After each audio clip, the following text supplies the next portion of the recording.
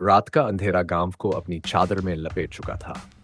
ठंडी हवा के झोंके से पेड़ों की पत्तियां सरसराती थी और चांद की मध्यम रोशनी में गांव का हर कोना रहस्यमय नजर आ रहा था। गांव के लोग अपने घरों में सुरक्षित थे, पर अचानक गांव के सबसे पुराने घर से अजीब आवाजें सुनाई देने लगी। ये घर, जो वर्षों से बंद पड़ा था, अब एक रहस्यमय नीली रोशनी से जगमगाने लगा था।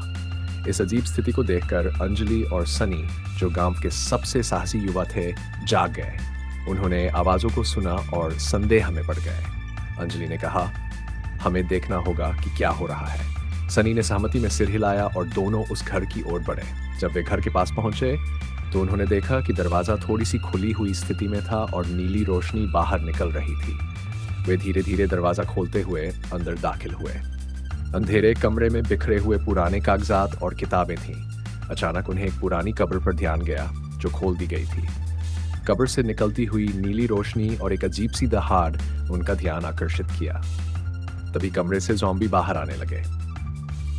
ये ज़ॉम्बी बेहद भयानक थे। उनकी आंखें लाल चमक रही थीं और उनके शरीर से सड़न की बदबू आ रही थी। अंजलि और सनी के चेहरे पर डर साफ नजर आ रहा था। सनी ने जल्दी से कहा, हमें गांव वालों को जगाना होगा, ये बड़ा खतरा है। दोनों ने गांव में भागकर सबको जगा दिया और खतरे की सूचना दी। गांव के लोग जल्दी से बाहर आए और स्थिति की गंभीरता को समझते हुए सब मिलकर ज़ॉम्बी का सामना करने का निर्णय लिया। सनी ने गांव वालों को अपनी योजना समझाई। हमें ज़ॉम्बी को गांव से बाहर धकेलना होगा। यदि हम सही समय पर नहीं किया तो पूरा गांव खतरे में पड़ सकता है। गांव वालों ने उनकी बात मानी और सुरक्षा की तैयारी करने लगे। सनी और अंजलि ने गांव के बाहर एक पुरानी खंडहर में छिपी हुई एक पुरानी बंदूक और आरे को खोजा। इन हथियारों के साथ उन्होंने ज़ॉम्बी का सामना करने की योजना बनाई। जैसे ही ज़ॉम्बी गांव की ओर बढ़े, सनी और अंजलि ने अपनी योजना को अमल में लाना शुरू किया।